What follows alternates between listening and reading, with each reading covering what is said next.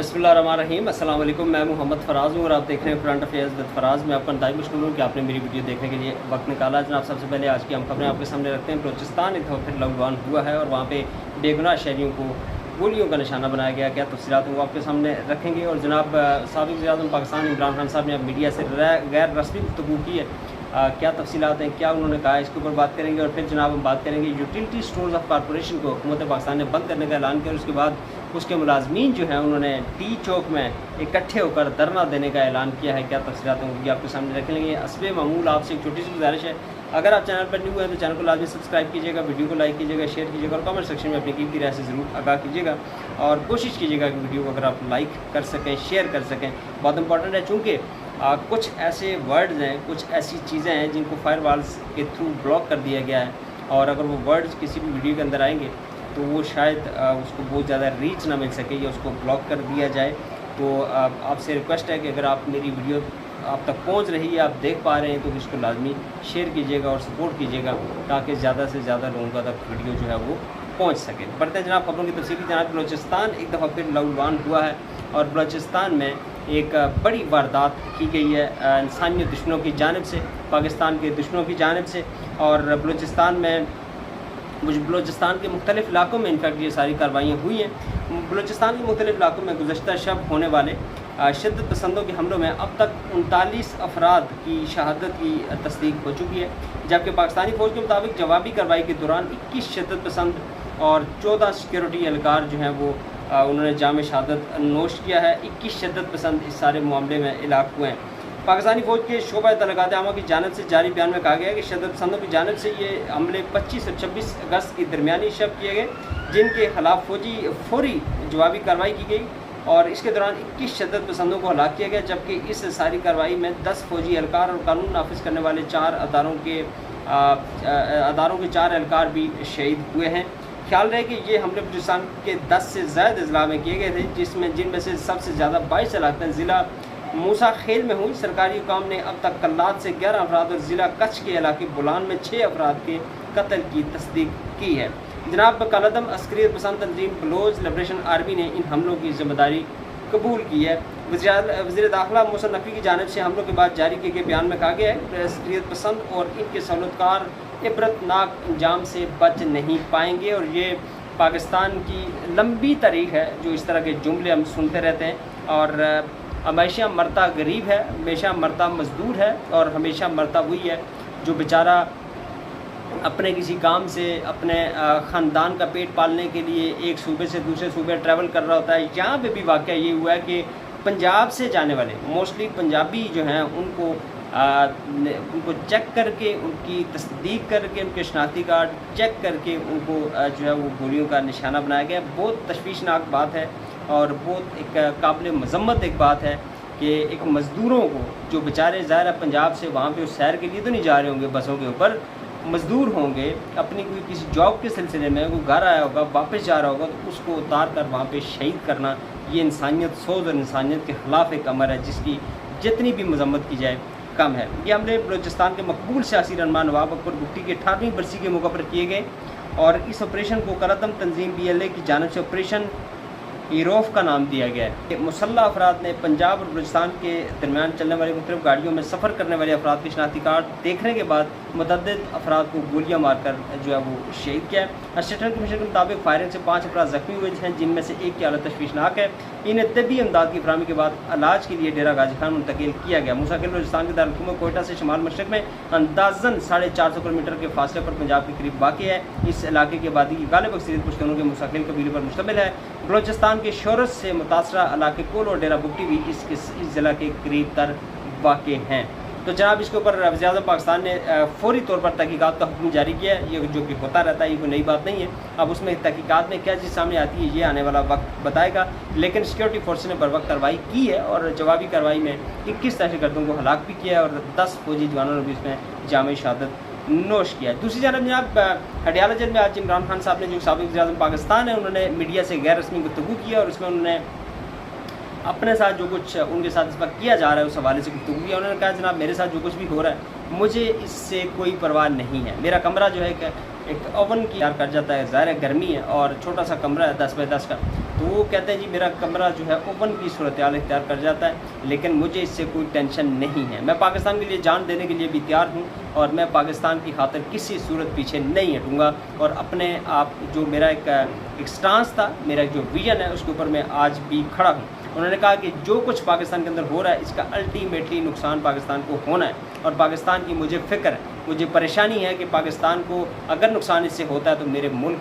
का क्या बनेगा। मेरा मुल्क जो ऑलरेडी पस्ती की जानिब गामज़न है, मेरा मुल्क जो ऑलरेडी माशी बदहाली की जानिब गामज़न है और माशी बदहाली इस हद तक जा चुकी है कि गरीब 2 वक्त की रोटी से महरूम होते जा रहे हैं। तो ऐसे में मुझे पाकिस्तान की फ़िक्र है और पाकिस्तान के लिए मैं मुज़ाकरात करने के लिए तैयार हूँ, लेकिन अपनी टर्म्स के ऊपर मुज़ाकरात करूँगा। किसी की जो एक अभी कहते हैं कि उल्टी सीधी शराइत में नहीं मानूँगा, ऐसा कहना था इमरान खान साहब का। तो जनाब इमरान खान साहब के हवाले से अगर हम कुछ साथियों को सुने, कुछ मीडिया रिपोर्ट्स के ऊपर अगर हम बात करें तो हालात अभी इतने अच्छे नहीं।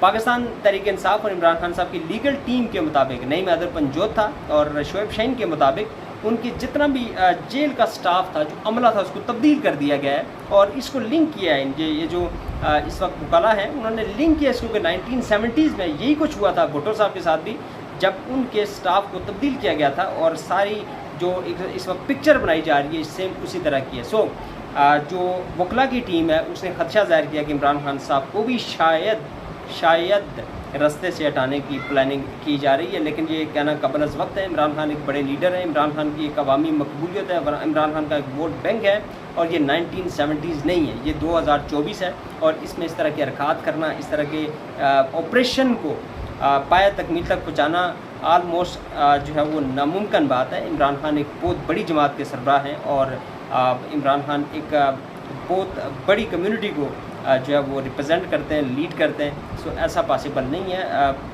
शहमें गोइयाँ होती रहती हैं, रूमर्स चलते रहते हैं, लेकिन इंशाअल्लाह अज़ीज़ ऐसा कुछ भी नहीं है। लेकिन पाकिस्तान की तारीख को अगर नज़र दौड़ाएँ, पाकिस्तान के अवाम के ऊपर अगर हम नज़र दौड़ाएँ तो फिर ऐसा होना भी खारिज अज़ इम्कान उसको करार नहीं दिया जा सकता। उसकी वजह यह है कि पाकिस्तान की जो कौम का एक जो अलमिया है ना, हमारा हम सब का बैसियत कौम, हमारा जो अलमिया है, हमारी कोशिश होती है कि अगर मेरा पेट भरा है ना, मेरा को निज़ाम चल गया ना, एक वक्त की रोटी अगर मैंने खा ली है तो डज़न्ट मैटर कि मेरे आसपास में क्या हो रहा है, मेरे लिए बिल्कुल फ़िक्रमंद होने की मुझे ज़रूरत नहीं है, क्योंकि मेरा पेट भर चुका है। कैसे भी भरा है, जिस तरह भी भरा है, चाहे वो मुल्क कर्ज़े के पैसे से वो मेरा पेट भरा है, मेरे पेट में नवाला जो गया कर्ज़ के पैसे से गया है या किसी भी तरह गया है, या मुल्क की जो इंटीग्रिटी है उसको स्टेक पर लगा कर मेरे पेट में नवाला गया है, डज़न्ट मैटर फॉर मी।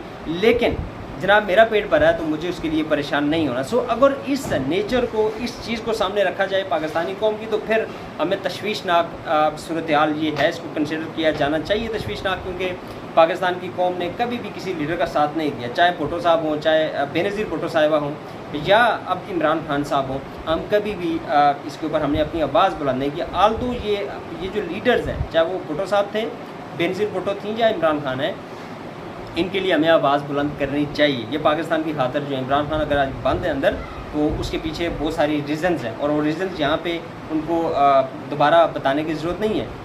हर बंदे को, हर पाकिस्तानी को अच्छी तरह पता है कि क्या रीज़न थी, क्यों इमरान खान साहब को अंदर बंद किया गया। जाली केसेस में, कभी निकाह का केस, कभी झूठा फ्रॉड और तोशाखाना के केसेस जो कि अदालतों से उड़ते जा रहे हैं। अब ज़ाहिर है अगर ये झूठे केसेस होंगे अदालतों में जब जाएंगे वहाँ पे स्टैंड नहीं कर पा रहे, इट मीन्स के सारे फेक केसेस थे, तो इमरान खान साहब अभी भी अंदर हैं। इन सारी चीज़ों को अगर सामने रखा जाए तो जो इमरान खान साहब के वकला ने आज बातें की हैं वो काबिल तशवीश हैं और उसके ऊपर तशवीश का इज़हार किया जाना चाहिए और इसके ऊपर हुकूमत पाकिस्तान को या जो भी ज़िम्मेदारान हैं उनको इस हवाले से खुलकर बयान देना चाहिए, बताना चाहिए कि भाई पाकिस्तान की कौम का लीडर है, इसको 90% कौम आलमोस्ट उसके साथ खड़ी है, उसके लीडर के हवाले से, उसकी सेहत के हवाले से अगर इस तरह की तशवीशनाक खबरें आएंगी तो ऑब्वियसली ये न सिर्फ पाकिस्तान के अंदर रहने वाले पाकिस्तानियों के लिए तशवीशनाक खबर है, बल्कि पाकिस्तान के बाहर रहने वाले करोड़ों पाकिस्तानियों के लिए भी ये तशवीशनाक खबर है और पाकिस्तान की इमेज का मामला है, इसको सीरियस लिया जाना चाहिए।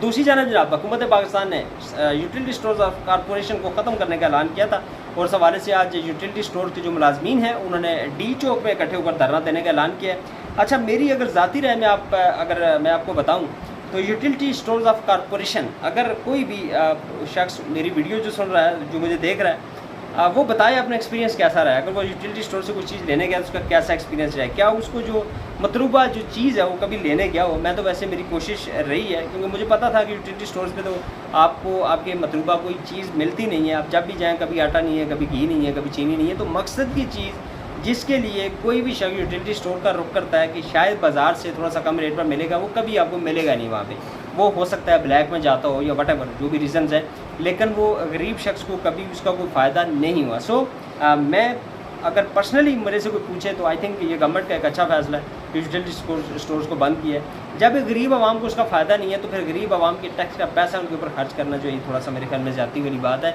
लेकिन जनाब वो भी ज़ाहिर मुलाज़मीन हैं, उनके भी बच्चे हैं, ख़ानदान हैं, उनके साथ भी 17,000 गालिबन बताया जा रहा है कि ये फैमिलीज़ हैं जिनका मुस्तकबिल दाव पर है। तो गवर्नमेंट ऑफ पाकिस्तान को सब्स्टिट्यूट जॉब्स का उनके लिए बंदोबस्त करना चाहिए या किसी और इदारे में उनको जो है एडजस्ट करना चाहिए अगर पॉसिबल है। लेकिन चूँकि ये इस वक्त माशी सूरत हाल के ऊपर अगर हम नज़र दौड़ाएँ तो ऐसा पॉसिबल लगता नहीं है। लेकिन जनाब एक धरने का ऐलान किया गया, डी चौक के करीब लोग पहुँच चुके हैं, बड़ी तादाद है लोगों की, और इंतज़ामिया भी दूसरी जानिब जो है वो तैयार है। और मुतासरीन का ये कहना है, मुलाज़मीन का ये कहना है कि अगर हमारे तलबात नहीं माने जाते तो हम वज़ीर-ए-आज़म हाउस की जानिब मार्च करेंगे और फिर जनाब हम वज़ीर-ए-आज़म हाउस का घेराव भी करेंगे। क्या ऐसा पॉसिबल है, ये तो आने वाला वक्त बताएगा। लेकिन जनाब ये तशवीशनाक सूरत हाल है और ये तशवीशनाक है पाकिस्तान की गवर्नमेंट के लिए। दूसरी जानब पाकिस्तान तहरीक इंसाफ और मौलाना फजल रहमान साहब के दरमियान भी इंशाअल्लाह अज़ीज़ पैचअप शायद होने जा रहा है, और ये पाकिस्तान की तारीख़ में अगर ये हो जाता है तो पाकिस्तान की तहरीक को तब्दील करने के लिए बड़ा इंपॉर्टेंट पैचअप होगा। होपफुली जनाब आपको आज की वीडियो पसंद आई होगी। वीडियो पसंद आई है तो लाजमी लाइक कीजिएगा, शेयर कीजिएगा और कमेंट सेक्शन में अपनी कीमती राय से ज़रूर आगाह कीजिएगा। और अल्लाह ताला हम सबका हामी नासिर हो। अस्सलामु अलैकुम व रहमतुल्लाहि व बरकातुहू।